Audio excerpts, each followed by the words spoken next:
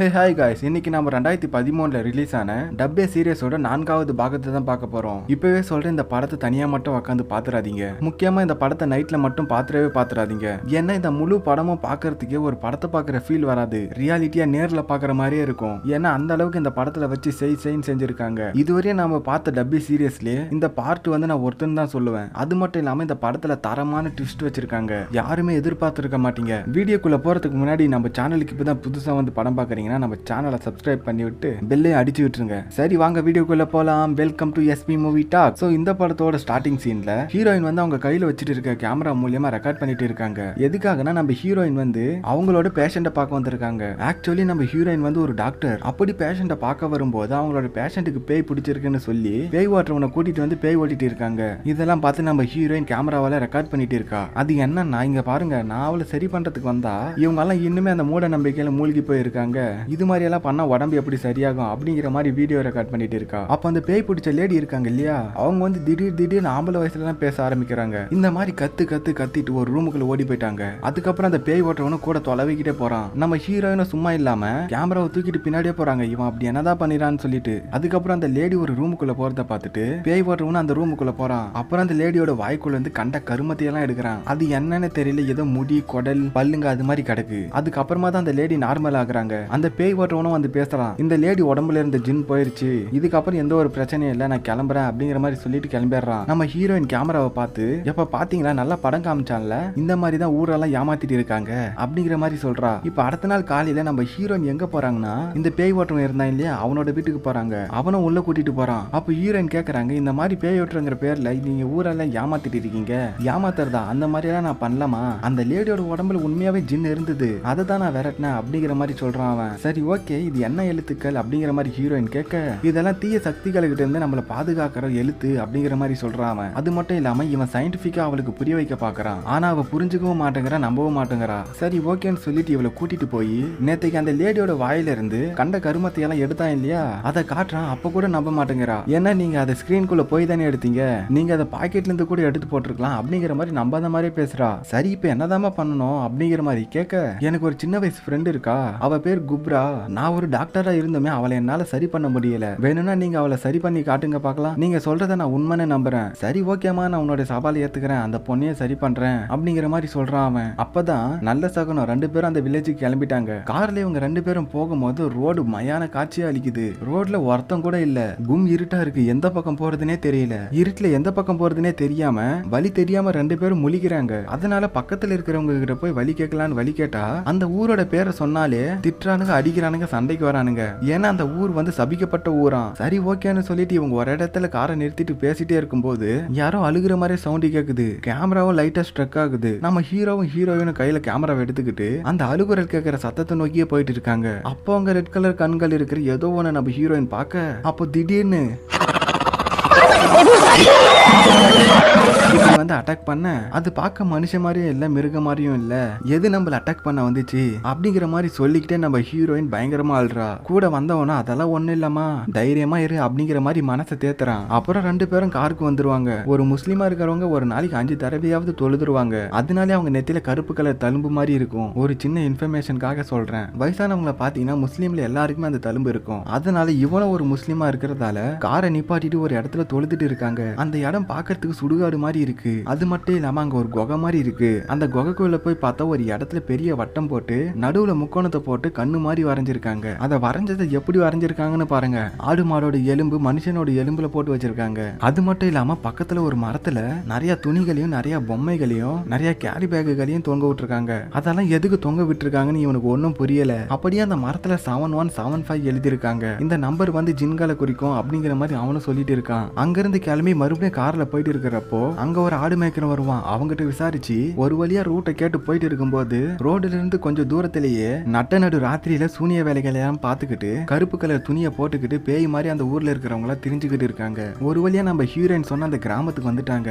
அங்க வந்து அந்த பாதிக்கப்பட்ட பொண்ணு இருக்காங்க இல்லையா, குப்ரா, அவங்களோட அம்மா நின்னுட்டு இருக்காங்க. இவங்க 2 பேத்தையும் அவங்க கூட்டிட்டு போறாங்க. பேய் ஓட்டுறவங்களையும் பேய் கூட பேசுறவங்களையும் ஓஜான்னு தான் சொல்லுவாங்க. இனிமே நான் இவனை ஓஜானே சொல்றேன். அதுக்கப்புறமா 2 பேரும் உள்ள போறாங்க. அந்த பாதிக்கப்பட்ட பொண்ணு பொண்ணு குப்ரா இருக்கா இல்லையா, அவங்களோட அத்தைக்காரி வராங்க. எதுக்கு ஓஜாவை எல்லாம் வீட்டுக்கு கூட்டிட்டு வரீங்க, முதல்ல நீங்க வெளியே போங்க வெளியே போங்கன்னு கத்துறா. அந்த குப்ராவோட அம்மா உடனே டென்ஷன் ஆகி என் பொண்ணோட உயிர் எனக்கு முக்கியம், நீ உன் வேலையை பாரு அப்படிங்கிற மாதிரி சொல்லி பயங்கரமா திட்டி விட்டுறாங்க. சோ நம்ம ஹீரோயின் வந்து வீடு முழுக்க கேமரா பிக்ஸ் பண்றா. எதுக்குன்னா இவன் நம்மள ஏமாத்துறானா இல்லையான்னு தெரிஞ்சு போயிடும் இல்லையா, அதுக்காக தான் வீடு முழுக்க கேமராவை பிக்ஸ் பண்றா. இப்ப அந்த அத்தைக்காரி கேமரா முன்னாடி வந்து நிக்கிறா. ஒரு நிமிஷம் கேமராவே ஜெர்க் ஆகுது, ஒரு மாதிரி வித்தியாசமா அதையே பாக்குறா. நம்ம ஓஜா ஹீரோயின் மத்தவங்க எல்லாரும் சாப்பிட்டுட்டு இருக்கும்போது சரி சொல்லுங்க அந்த குப்ராக்கு என்னதான் ஆச்சு அப்படிங்கிற மாதிரி கேட்க ஒரு வீடியோவும் போட்டு காட்டுறாங்க. அன்னைக்கு தான் அந்த குப்ராவோட பொண்ணோட கல்யாணமா, ரொம்பவும் சந்தோஷமா இருக்கா. ஃபங்க்ஷனும் நல்லா ஜாம் ஜாம்னு தான் போயிட்டு இருக்கு. திடீர்னு இவளோட ஃபேஸ் எல்லாம் மாற ஆரம்பிக்குது. பக்கத்துல இருக்க ரூமுக்கு ஓடி போறா. ஓடி போயிட்டு வந்தவ ஒரு மாதிரி வெறிக்கன்னு பாக்குறா. அப்போ இவளோட உடம்புல இருக்க அந்த ஜின்னோட உருவமும் ஒரு செகண்ட் வந்து போகுது. அப்புறம் அவ கையில ஒரு கத்தியை எடுத்து அவளோட புருஷனைய சஜக்குன்னு குத்தி சாகடிச்சிருக்கா. சோ இதையெல்லாம் நம்ம ஓஜா பார்த்துட்டு இவளோட உடம்புல ஜின் இருக்கிறது கரெக்டா தெரியுது அப்படிங்கிற மாதிரி சொல்றான். அது மட்டும் இல்லாம அந்த ஜின் வந்து அரபிக் மொழியில பேசுது. அதோட அந்த ஜின் வந்து 7175ங்கிற நம்பரையும் சொல்லுது. அந்த நம்பர் என்னன்னா 7175 சொன்னதுமே வீட்டுக்கு வெளியில ஏதாச்சும் ஒரு பொருளை தேடி பார்க்கணும் அப்படிங்கிற மாதிரி சொல்லிட்டு வீட்டுக்கு வெளியில போய் தேடுறான். அப்படி ஒரு இடத்துல நின்னுட்டு பார்த்துட்டே இருக்கும்போது பின்னாடி இருந்து கண்ணாடியில ஒரு உருவம் தெரியுது. அது யாருன்னு பார்த்தா இந்த குப்ரான்னு ஒரு பொண்ணு இருந்துச்சு இல்லையா, அந்த பொண்ணு தான். சோ அங்க இவங்க ரெண்டு பேருமே போறாங்க.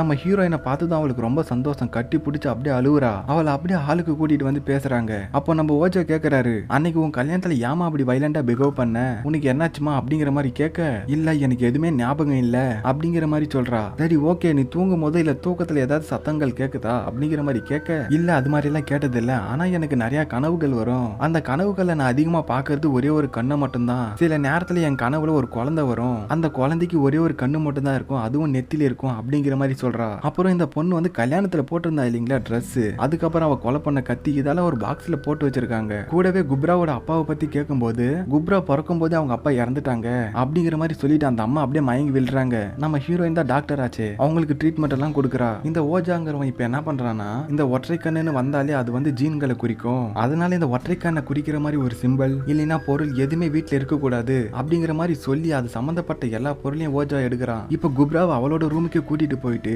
டோரை லாக் பண்ணிடுறாங்க, லைட் ஆஃப் பண்ணிடுறாங்க. கையில இவன் கொடுக்குற லிக்விட கையில தேய்ச்சிக்கிட்டு அப்படியே முகத்துல வைன்னு தான் சொன்னான். அடுத்த செகண்டே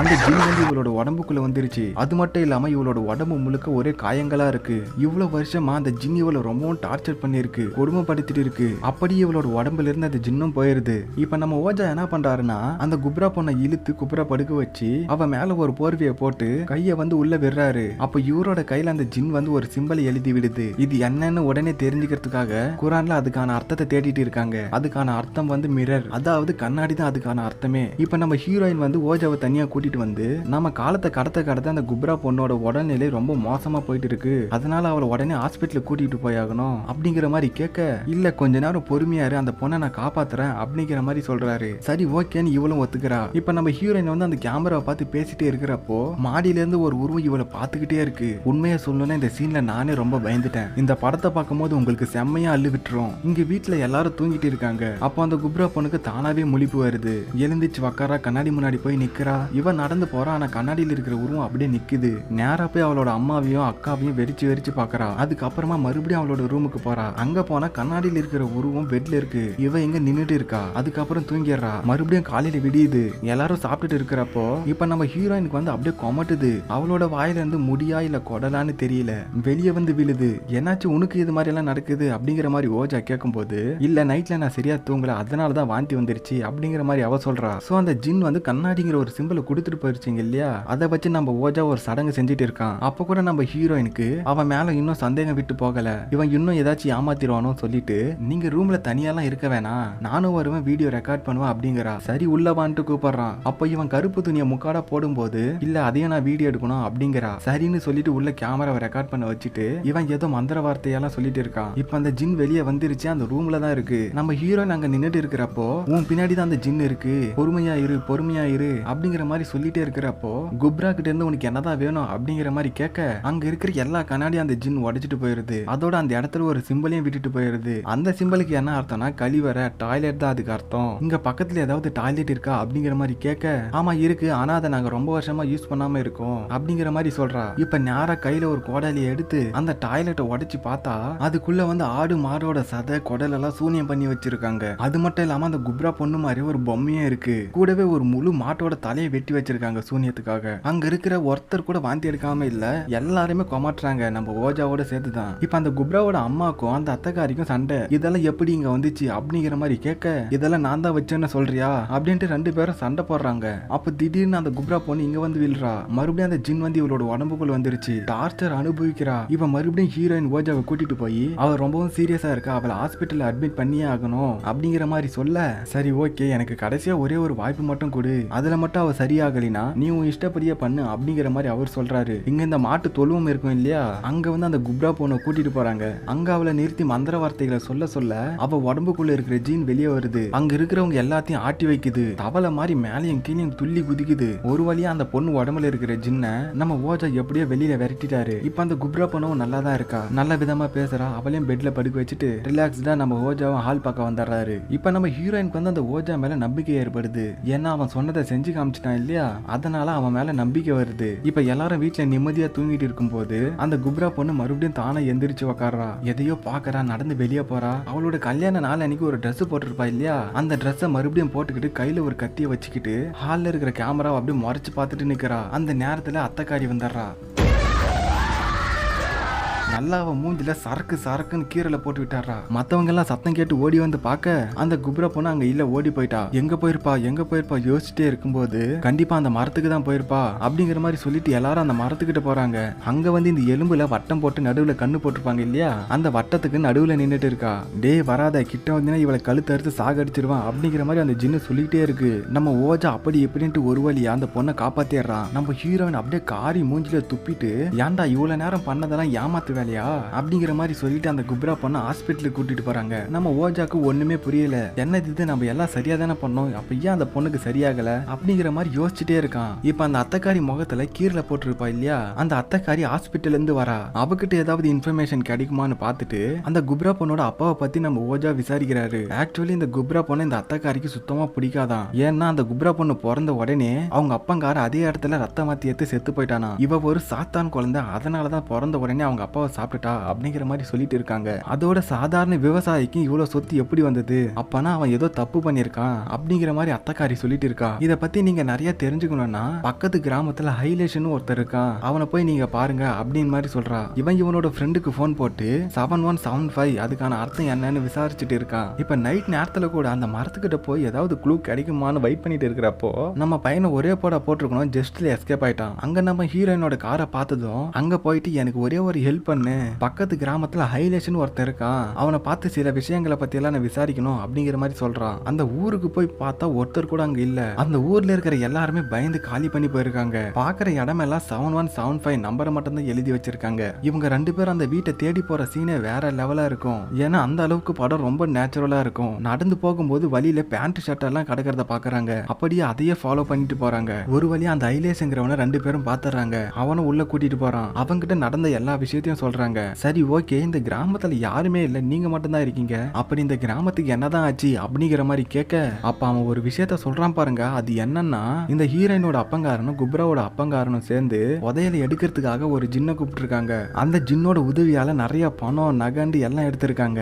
வாழ்க்கைய செமையா வாழ்ந்திருக்காங்க. இதுக்கு மேல இந்த ஜின்னோட உதவி தேவைப்படாதுன்னு சொல்லிட்டு அந்த ஜின்னை அடைச்சு அந்த மரத்துக்கு அடியிலேயே அந்த ஜின்னை புதைச்சு அழிச்சிருக்காங்க. ஆனா அதுக்கப்புறமா தான் ஊருக்குள்ள நிறைய நோய்கள் எல்லாம் பரவ ஆரம்பிச்சிச்சு. நிறைய குழந்தைகள் எல்லாம் ஒற்றை கண்ணு காலு கை காலோட பிறந்தாங்க. ஒரு மாதிரி வித்தியாசமாவும் விகாரமாவும் தான் பிறந்தாங்க அப்படிங்கிற மாதிரி சொல்லிட்டு இருக்கான். சோ இவங்களால தானே நிறைய பேர் நோய்வாய்ப்பட்டு இறந்து போயிருக்காங்க.